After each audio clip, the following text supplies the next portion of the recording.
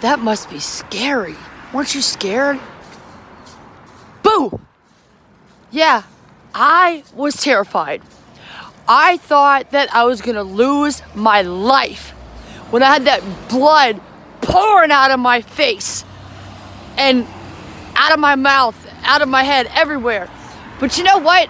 When I got hit by that truck, you know what I was more scared of? And I'm still more scared of that. I'm more scared of living a life full of regrets and going to the grave like that. Knowing that I can do more. Knowing that I'm capable of more. And knowing that if I don't do more and give more, I won't help you. So I'm not going to live my life with regrets. Are you scared? Be scared of the right things. You're worth it.